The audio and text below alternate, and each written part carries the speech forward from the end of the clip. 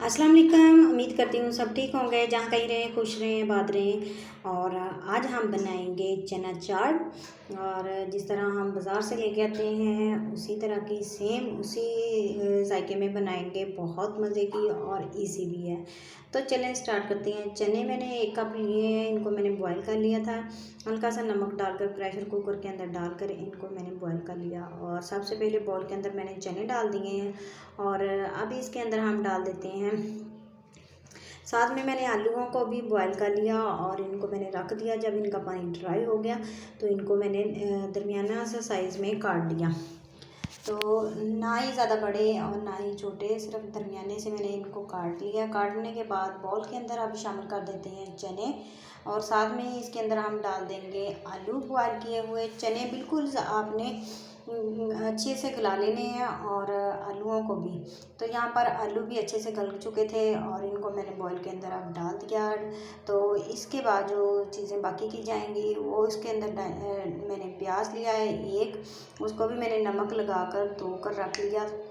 और साथ में सब्ज़ धनिया डालेंगे, खीरा डालेंगे और 1 टमाटर और 1 लेमन।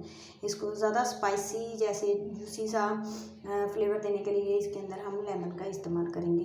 तो यहाँ पर प्याज भी शामिल कर दिया, खीरा और टमाटर। अब इसके अंदर डाल देंगे सब्ज़ धनिया। और सब्ज़ धनिया डालने के बाद इसके अंदर हम लेमन भी 1 शामिल कर देंगे। और चाहे तो आप ऊपर भी डाल सकते हैं। तो यहाँ पर मैंने अभी डाल दी। और दड़ा मिर्च, नमक और साथ में चाट मसाला इसके अंदर डाल देंगे। दड़ा मिर्च 1/2 चम्मच डालेंगे इसके अंदर।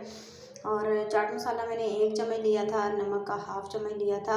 और काला नमक अगर आपके पास है तो वो भी इसके अंदर 1/2 चम्मच शामिल कर देंगे। और दही का छोटा बॉल लिया है, इसको मैंने दही को अच्छे से फेंट लिया है, वो इसके अंदर शामिल कर देंगे। और इसको आप मिक्स कर लेते हैं। और इमली के मैंने 2 चम्मच लिए थे, उसको मैंने भिगो कर रख दिया था।